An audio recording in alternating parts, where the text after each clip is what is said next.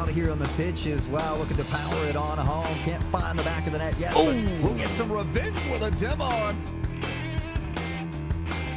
Brett's going to be taken down, which is a big pick to get, and this is exactly what I was worried about. But the 2-for-1 is going to come out. Will they be able to secure it? Double players hit by the recon tar, and yes, Battleground! Good use of the counter there. Was East Valley in the previous one. Now Davis getting their mileage out of the counter as well. But 111% on this Joker means that this is... Oh, with the heal explosion!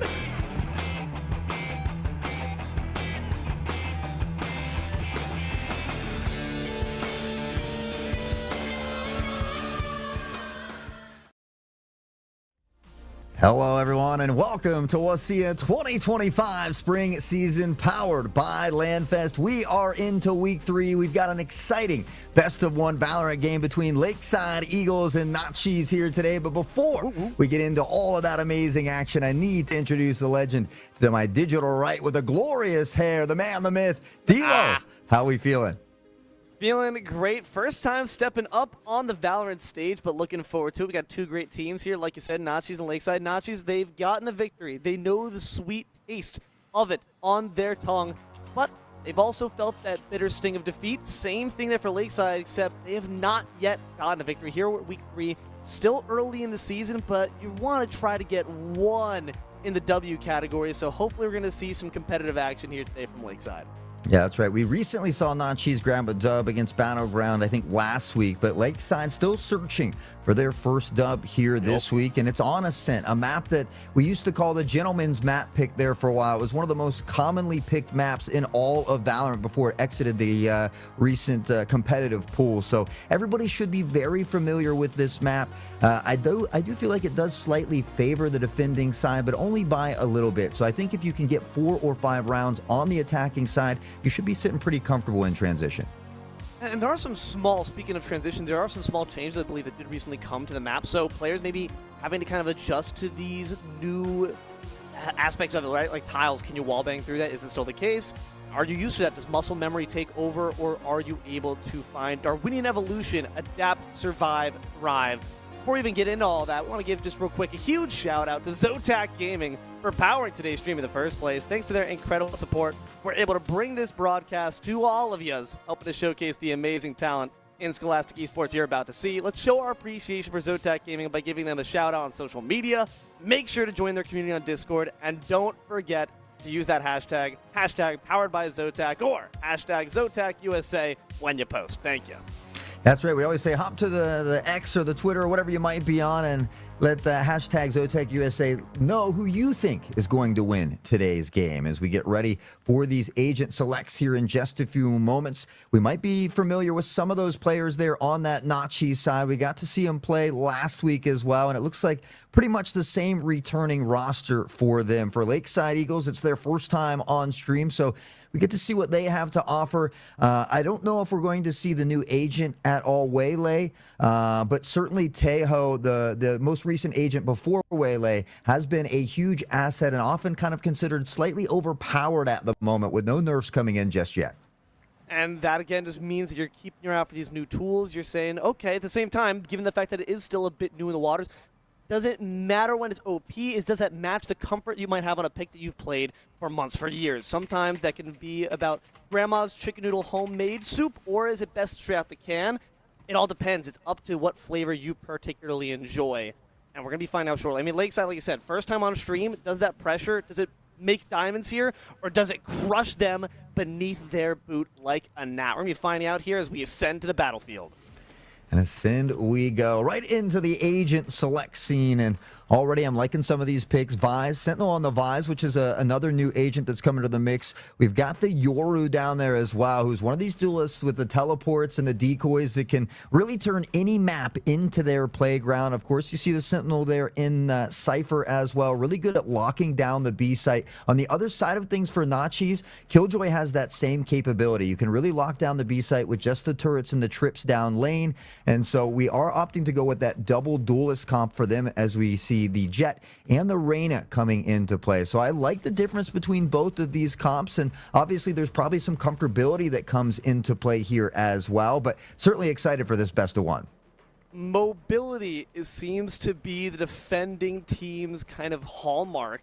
Curious to see how it's going to end up working. They also have the Reyna, which is very technically executive character. You need to make sure that you're popping heads, you're clicking on fools to make sure you're maximizing her potential.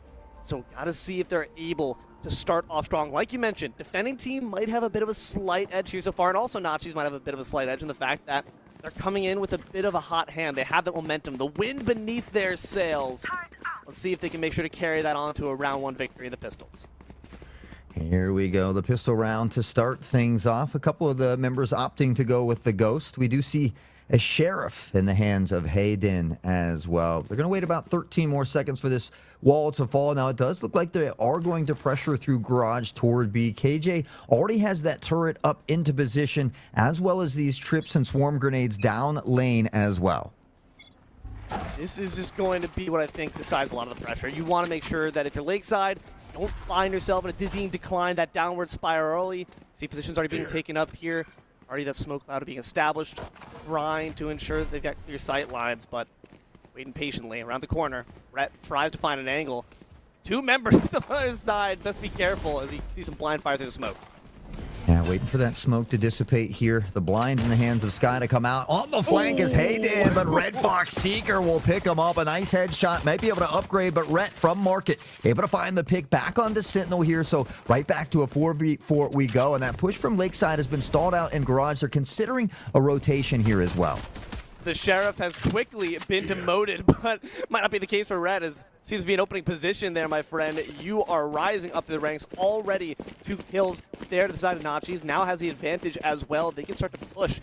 But the thing is, Lakeside, they're the ones there on the attack, and they're not going to be liable to do so as Hatman finds one more. Nightfire sputters out.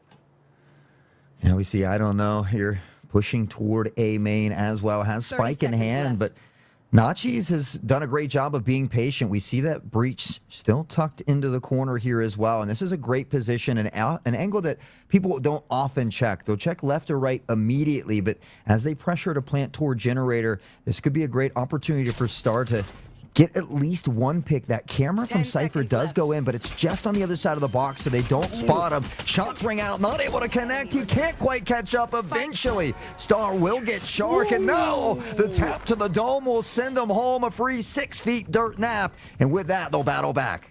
Wish upon a star for a 2v1, and it shall be granted. The aim was a bit off the mark at first, but not quick enough reactions there from Lakeside, as they just weren't quite aware. They didn't get the jump on him, and that results in Star having a brilliant defense, ensures that Lakeside cannot get the better hand. Spike diffused in round 1. The Pistols goes to Naches. Pistol to Naches, and more often than not, when you win that first round, you go on to get the second here as well. But Lakeside looks like they're maybe going to force in here as well. They don't have a lot of armor to work with, though, and so if they don't capitalize and take round number 2 away from Naches, that full buy round that typically comes in the 3rd round won't happen for them then as well, and they'll have to wait an extra round for that. That's just unfortunate. Sir, currently in a recession here for Lakeside, but nonetheless, the economy can bounce back. Is got to find some solid picks, and so far, not going to be going their way. Naches already. Hayden going to find 2. Reyna rules with an iron fist, and just going to mean even further damage as now our Night Star just add on 1 more. Shark motion stays still, and they're shot down for it. 3 already down for Lakeside. Yeah, good picks here from Naches. We said more often than not, you take the first, you get the second, and it's Hayden from behind with a Guardian. Red Fox will get 1. Hard M's quick to trade it out, and a great job here again by Naches. And I think I was looking at some of the notes here as well. I think they've been playing for about 3 years now together, and so Valorant seems to be one of their favorite games. They've got 4 juniors on the squad, and that was the freshman Heart for M's there that we saw clutching up that final kill. I mean, when you have that synergy, it's so important with a game like this where tactical positioning, comms are all so important. You can see a huge B-side rush coming in here from Lakeside, but not quite sure if it's going to work out too well from them. They do have 2 members dedicated from Naches to A, so it will be a man advantage if they're able to find some good picks. They already sent the dog out to scout, but gotta imagine we put down rather quick, and you can see that Naches not falling for the bait. They're making sure to bide their time. They recognize just how important it is to keep these weapons saved. They already invested so much. They want to make sure to keep that advantage. Yeah, and we can see that new wall there as well on the other side of Garage. Before you could just spray into Garage here and find these picks through the wall, but because of these recent changes there, you can see that steel plate all along the wall, and now Plaid Stripes go up in the kill feed. Ret able to get another one here as well. We'll have a 3v2 situation. It's a good trade overall for Naches. Not too upset about that, but Red's got to continue that pressure and finds it as once again, right up from the back, going to instantly take all the soul orbs possible. Naches just continue with their dominance. Dominating thus far. Both of these schools, from what I was reading, are smaller schools as well. And so it's great to see a lot of these players getting opportunities to have some fun out here. A lot of them competing in Overwatch, Rocket League, Apex Legends, Splatoon, and Valorant. So with a ton of titles, it's great to see everybody getting an opportunity to showcase some of those skills. A lot of investment coming in from Lakeside. They're saying enough is enough. We need to get something on the board, and I understand that. Again, you just can't let the defeatist mentality sink in. You've got to step up with every round, believing that you can and will take it. Whether that will actually be the case, different story. Now we're pushing up to A side. We're just deciding, all right, abandon B. Let's try to go back to Project Alpha. So far, the project not working out. Hayden is just too dirty. Yeah, great shots here from Hayden on that Vandal, and just takes one tap to the head to get the bread with that baby. Now downfield, Hayden trying to find another. Shark has the Outlaw in hand. We'll pop the camera for a bit of intel here as well. And unfortunately, that camera is immediately eliminated. Hatman from mid will find the snipe of their own, and Naches continues to assert their dominance. The evil eye has been cast on you, and Hayden tends to do a lot more than just stare as they move in. 2v1, flawless game here from Naches. They continue their path of wanton destruction. I mean, I would hate to be in the wake of that. 6-1 for Hayden, 6-1 for Star as well, 4-0 for Hatman, and the rest of the crew falling into place here. So, unfortunately for Lakeside, we've seen them kind of scrap into each of these rounds, and the economy is an equally important aspect. So we see an Ares, a couple Spectres, and a couple Outlaws. Ideally, we'd like to see them just stick with the pistols, stay around that 1,800 to 2K mark. Yeah, you're going to take a loss most likely, but at least in that following round, you can find a full buy together. Hatman nearly takes off their head, but it's going to be the bonus to bait them out. But it's okay. Star and Red already on the scene. Hayden going to find one more in that queenly form. Going to be able to find 4 members of Lakeside without any answer. It's one more flawless for the books. Yeah, I mean, Hayden was even concussed at one point there, which slows the fire rate and everything else, the movement speed, but still able to collect the head of Sky. And I believe that is IDK, who is in their first season of competitions. But we talked about the 4 juniors and the freshmen of Naches. Lakeside has an array from seniors to freshmen. So a little bit of guidance maybe coming down from the older players, trying to work with some of these newer players here as well. The attacking side can be a difficult one to work through. We'll see if Lakeside can grab their first round here. You just got to hope. You've got to hope against hope because, again, you just can't let that number sit there for that long because it's going to sit poorly in your stomach. You're going to start to feel the tummy rumbling. You're going to be hungry for some sort of victory, some sort of respite of the pressure, but it's not going to be relenting. Hatman especially, look at this, applying so much there. Don't you dare step up or you might get dropped with the quickness. So far, though, Lakeside biding their time, trying to play this one just a bit more slow. Yeah, Hayden's been on this flank almost every single round. There is someone tucked very close here, and they might have an opportunity.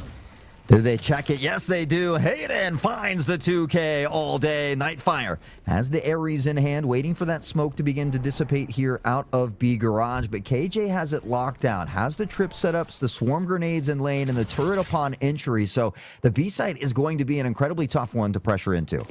And what's just so rough about giving Hayden all these kills, the fact that when you give that character any soul orbs, it's going to make her stronger, just like Shang Tsung. Your soul is mine, and it's used to further promote their schemes, their crimes against humanity. IDK first on the field, and now one more body added to the list. The seismic wave there to try to add a bit more damage on top. Hayden nearly gets the ace, but Rhett takes it away in disgrace. Still flawless from Naches.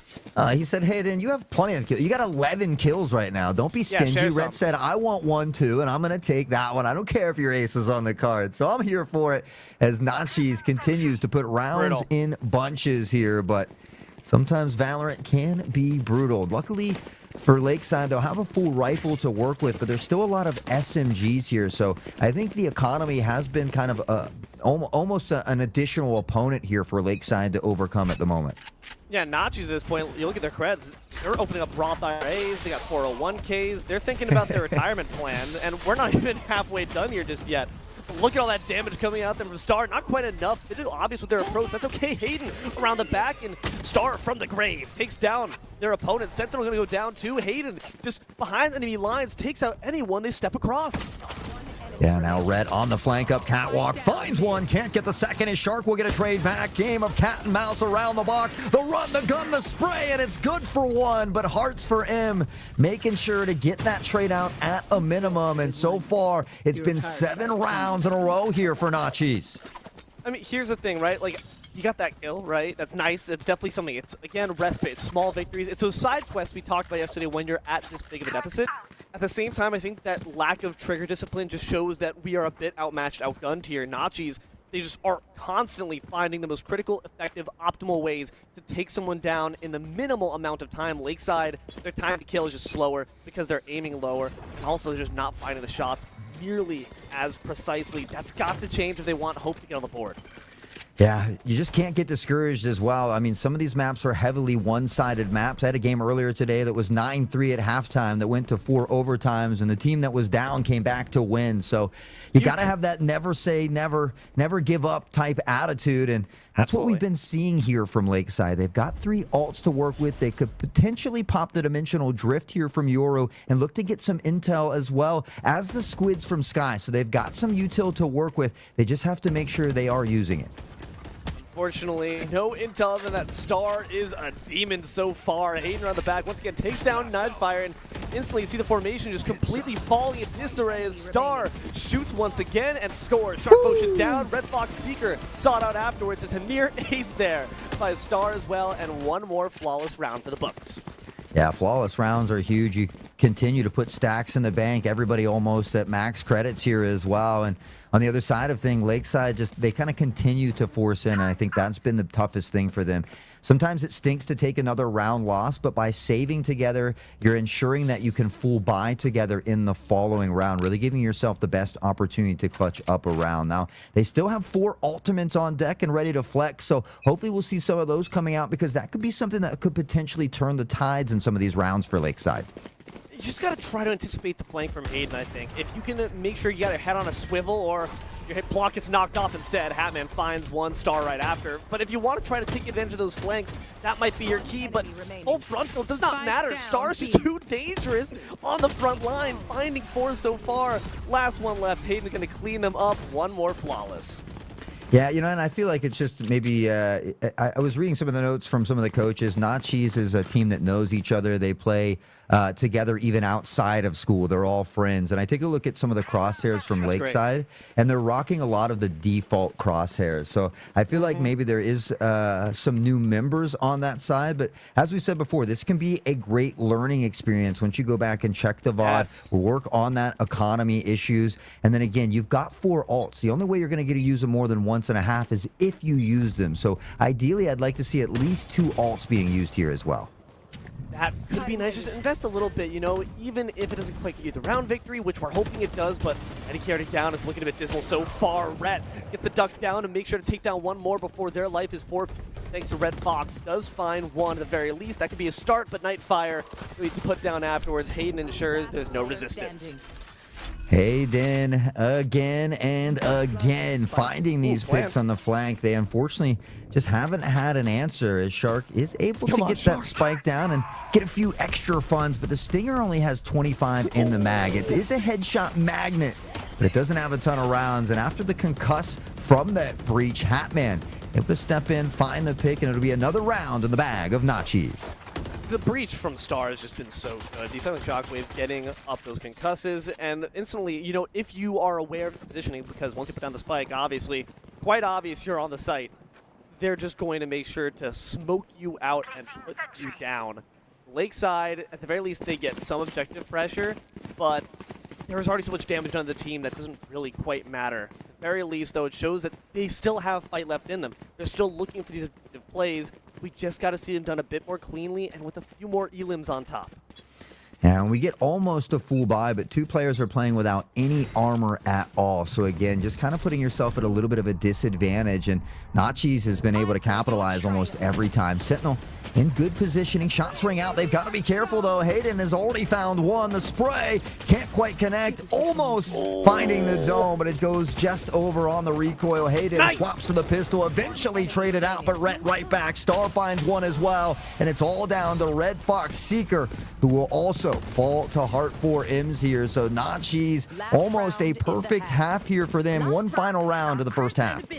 As we thank our friends on Naches for continuing to excel, we thank Star for picking up where Hayden left off. I'll also drop a quick thanks to LandFest for building these healthy communities through gaming with over 20 chapters across the U.S. and 150 plus events per year, hot sauce. Go to landfest.com and check out our Washington chapters, Infernal Land and Emerald City Landfest, to find an event near you. Could be just as explosive as this one so far, but hopefully Lakeside have brought fire extinguishers to put out this nonsense. Absolutely. And we love LandFest. I've been working with them for almost 6 years, and certainly one of the best companies to work for. So big shout out to them as we get right back into the action here. The final round of the first half, and it's Hayden on that off. The one-hitter quitter continues to find the opposition on the other side. And unfortunately for Shark, they go down early. Still a couple ults here, and I'd love to see this dimensional drift come out from Yoru. We've been asking for it, we've been begging for it, but they just haven't even gotten positioning. The moment we step up to a combat zone, it's looking rough, but hold on, we found at the very least the ultimate from Red Fox. Gets him back up in the battle. Let's see if we can actually get any damage off from it with the information used so far. Hearts goes down, their hearts splattered against the wall. Nightfire takes the kill, and better chances, but Stars on the offense, takes down Nightfire once more. It's a 3v1, not looking the best for Lakeside. Sentinel needing a crazy clutch, but it's Hatman on the op yet again. And that weapon is just very tough to deal with, especially for someone who has good crosshair placement and phenomenal aim. And that's been the case here all day for Naches. They have an opportunity to make a perfect 13-0 game here. But again, I got to hand it off to Lakeside. They've not given up this entire time. They continue to fight through these adversities, and they've been able to put some kills on the board. There's been a couple close rounds. Unfortunately, not able to solidify one just yet. At this point, it's a real battle between Star and Hayden. Who ends up with the better KD ratio? That's what we're really fighting for. But we mentioned yesterday, we're going to mention again, Lakeside, side quest for you. Get one round. Get one round, then make that a second round. But you got to start with putting one foot in front of the other to walk, to run, to sprint, to fly. Hopefully we can see something from Lakeside. Well, this pistol round going to be a crucial one, a must-win, really. It's backs against the wall, do or die, win or go home, and it's Hayden yet again with the Sheriff. With that, their pressure on the site should be able to find the plant. Sky lurking in the smoke here, but it's a dangerous position to push through. Maybe blinding first and then pressing out. Going to use the dog for a bit of intel. Does concuss Hatman, but Obstinate swing immediately, and now Shark and Hayden will both find picks. Oh, unfortunate. You're going to pay for your hesitation. There's IDK, does not know where to go. It's going to be the grayscale for you. Sentinel falls right after. Only one left. But Nightfire does fight back before Hatman finishes the job. It's a clean sweep from Naches. Yeah, clean sweep indeed. A great display there. And unfortunately for Lakeside, they just had some minor mistakes that kind of continued to haunt them. I think the most important one being that economy. So once they hit that VOD review and just take a couple of notes, I'm sure they'll be right back into full swing next week as they'll have more opportunities. As we take a quick look at the score line here, Hayden 23-3 with 6 first bloods, and 2 members with an average combat score of above 400 is absolutely insane. That's disgusting. That's disgusting. That is incredible work. Hayden and Star, you are my shining stars. No, they actually performed absolutely incredible. The rest of the team, I mean, Red had some really sneaky, solid plays too. Managed to keep that death count low, and that's all you can ask for, honestly. If you're Naches, you're feeling fantastic. If you're Lakeside, you're saying, okay, we got work to do, but that's okay. Again, don't make it a doldrums moment. Don't make it a mental shattering moment. Make it a learning moment. Make it a teachable moment. That's right. I mean, IDK had a couple first bloods on their kills as well. We saw Red Fox Seeker find some nice kills. Nightfire had a couple on the Ares as well. So they had some moments of shining greatness, but they had to piece that together as a full cohesive unit. So again, I think just a little bit of VOD review, and we might see a very different team coming out here next week. But again, I tip my hats to them because it can be tough when you're down, 8-0, 10-0, but to go out there, to continue that fight, to continue to find picks and have some fun. So that's, at a minimum, what we like to see. Absolutely. And speaking of tipping your hats, one last thank you want to deal out here real quick. Thank you to our friends at Seattle Built PCs for their continued support of WSSEA and what we do here. Seattle Built PCs are the custom PC built, trusted by the pros. Since 2020, they've been crafting incredible rigs for world-famous esports players, content creators with millions of fans, and even the developers of your favorite games. Yes, yours. Seattle Built wants to work with you to create the perfect PC for your needs whenever you're ready. So if you're looking for a custom PC built by people who care, check out Seattle Built PCs at seattlebuilt.com. Yeah, much love to their continued support over here. And one last time to Zotac Gaming and LANFest as well. It's always a phenomenal time here. And before we get going, I'd like to take a moment to thank everybody behind the scenes as well. Connie, Taylor, for always producing a phenomenal stream. And of course, everybody hanging out in chat wouldn't be possible without them, D'Lo. And as always, you know, I'm just thrilled that I get more opportunities to get into the booth with you, my friend. And it's going to be many more I look forward to as well. Hopefully we see a bit more competitive games coming out in the future, but nonetheless, like we said, there's always something to pull from these, even if it's the most dismal, dark losses. There's absolutely positives, lightning in a bottle to capture and implement in your future games. But like you said, Hot Sauce, that is all we're going to have for you here today. Thank you all very much for watching us for some high school Valorant chaos here at LANFest Week 3 between Naches Gaming. Congratulations, guys, and our friends on Lakeside. Better luck next time. I've been D'Lo, joined by Hot Sauce in the booth. You heard him say it, but we're going to say it one more time. Connie and Taylor, almighty eyes in the sky, please thank our production for all they do. We can't yell at games without them. And last but certainly not least, thank you, loyal, obedient viewer, for your time. Hope you enjoyed this series just as much as we have. Keep an eye to the sky for more content coming from LANFest. Until then, good games and good night.